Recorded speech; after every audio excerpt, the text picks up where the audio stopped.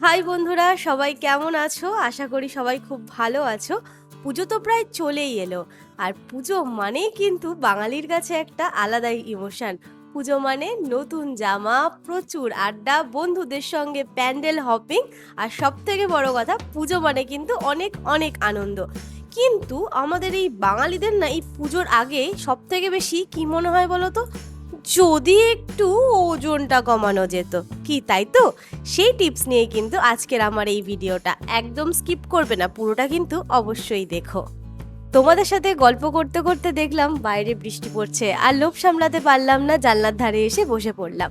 তো যেটা বলছিলাম, প্রত্যেক বছর কিন্তু আমাদের এটা মনে হয় যে নতুন জামাটায় যদি আমরা আরেকটু ফিট হতাম, আমাদেরকে আরও বেশি কনফিডেন্ট লাগতো, আর ব্যাপারটাই আলাদা হতো। তখনই আমাদের মাথাতে আসে যে তাহলে কি আমাদেরকে খুব জিমে যেতে হবে, খুব ডায়েট করতে হবে, বা প্রচুর এক্সারসাইজ করতে হবে? আমি বলবো একদম না।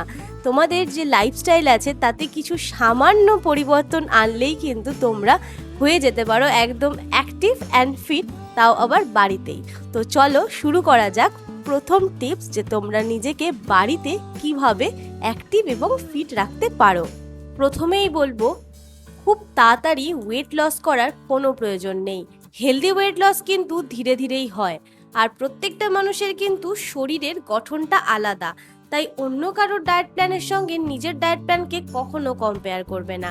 তো টিপ 1 হচ্ছে, খাবারটা কম খেয়ে নয় বা না খেয়ে নয়, খাবারটাকে একটু স্মার্ট করে নিতে হবে।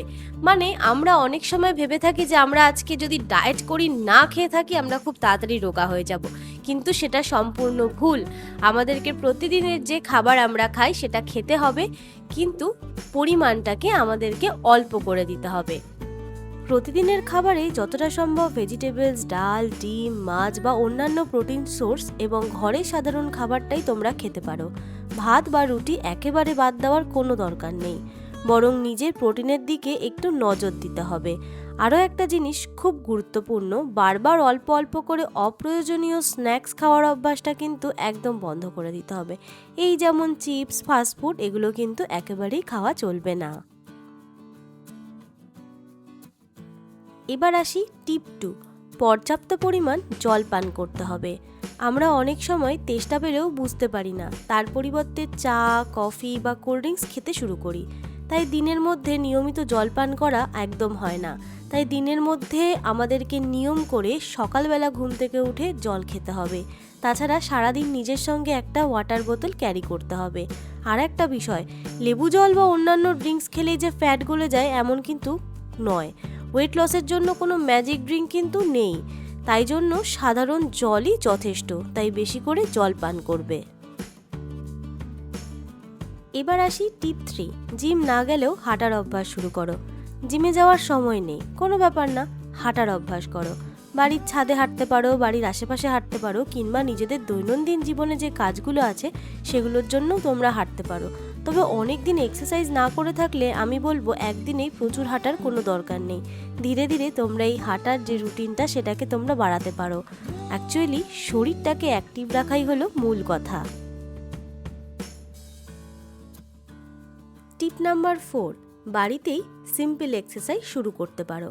তবে তোমার শরীর যদি এক্সারসাইজের সঙ্গে খুব বেশি অভ্যস্ত না হয়, তবে আস্তে আস্তে শুরু করো। প্রথম দিনে খুব বেশি এক্সারসাইজ করার কোনো দরকার নেই। তোমার জন্য যতটা কমফোর্টেবল সেখান থেকেই শুরু করো। আর এক্সারসাইজ করার সময় যদি কোনো রকম সমস্যা হয়, তবে অবশ্যই কিন্তু ডক্টরের পরামর্শ নিয়ে নেবে। টিপ নাম্বার 5, শুধু এক্সারসাইজ নয়, সারাদিন কিন্তু অ্যাক্টিভও থাকতে হবে। আমরা অনেক সময় ভাবি যে আমি যদি 30 মিনিট এক্সারসাইজ করি আর সারাদিন শুয়ে থাকি, তাহলে কিন্তু একদম চলবে না। আমাদের দৈনন্দিন জীবনে মুভমেন্ট খুব গুরুত্বপূর্ণ। তাই অনেকক্ষণ একটানা একদম বসে থাকবে না, মাঝে মাঝে উঠে একটু হাঁটতে হবে। বাড়ির ছোটোখাটো কাজ কিন্তু তোমাদের নিজেদেরকেই করতে হবে। ফোনে কথা বলার সময় যতটা সম্ভব হাঁটাহাঁটি করো। সিঁড়ি ব্যবহার করার সুযোগ থাকলে সিঁড়ি দিয়ে ওপর নিচ করো। অর্থাৎ শুধু এক্সারসাইজ নয়, সারাদিনের মুভমেন্টের দিকেও কিন্তু তোমাদেরকে নজর দিতে হবে। এবার আসি টিপ নাম্বার 6, ঘুমকে কিন্তু একদম অবহেলা করো না। এই টিপটা কিন্তু খুব খুব ইম্পর্টেন্ট। অনেক সময় আমরা ওয়েট লস করতে গিয়ে খাবারের দিকে নজর দিই, এক্সারসাইজ করি, কিন্তু ঘুমের কথা একদম ভুলে যাই। প্রতিদিন পর্যাপ্ত পরিমাণ ঘুম কিন্তু আমাদের ভীষণ দরকার, তাই ঘুমের দিকে কিন্তু অবশ্যই নজর দিতে হবে।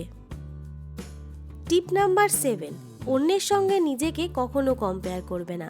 এই বিষয়টা কিন্তু খুব ইম্পর্টেন্ট।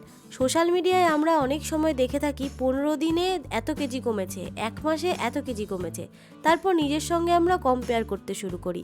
কিন্তু প্রত্যেকের শরীর কিন্তু আলাদা, প্রত্যেকের লাইফস্টাইল আলাদা, তাই অন্য কারোর রেজাল্ট দেখে নিজের ওপর কিন্তু একদম প্রেশার দেওয়া উচিত না।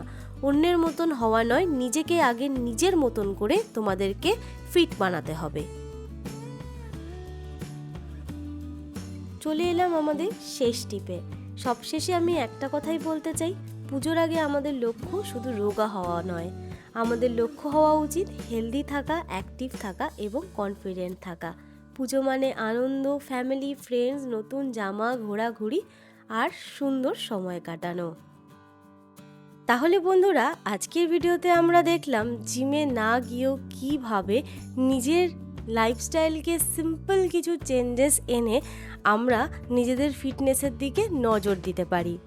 খাবারটাকে একটু স্মার্ট করতে হবে, পর্যাপ্ত পরিমাণ জল খেতে হবে, নিয়মিত হাঁটতে হবে, বাড়িতে নিজের ক্ষমতা অনুযায়ী এক্সারসাইজ করতে হবে, সারাদিন অ্যাক্টিভ থাকতে হবে, আর পর্যাপ্ত পরিমাণ ঘুম ভীষণ প্রয়োজন। ও আমি এটা কি দেখে বলছি, এখানে আমি কিছু পয়েন্ট লিখে রেখেছিলাম যাতে তোমাদেরকে বলতে আমার সুবিধে হয়। তাই নিজেকে নিয়ে অতিরিক্ত প্রেশার একদম নেবে না, নিজেকে ভালো রাখো, সুস্থ রাখো, তোমাদের নতুন জামাতে এমনিতেই সুন্দর দেখাবে। আজকের ভিডিওটা ভালো লাগলে অবশ্যই লাইক, কমেন্ট আর সাবস্ক্রাইব করে দিও। আর পুজোর আগে তোমার ফিটনেস গোল কি সেটা কিন্তু কমেন্ট সেকশানে অবশ্যই জানিয়ে দিও। আর এমন আরও অনেক ভিডিও পেতে অবশ্যই আমার চ্যানেলটাকে সাবস্ক্রাইব করতে ভুলে যেও না। সবাই খুব ভালো থাকো, সুস্থ থাকো, সবাইকে শুভ পুজো, আর thank you so much for watching my videos.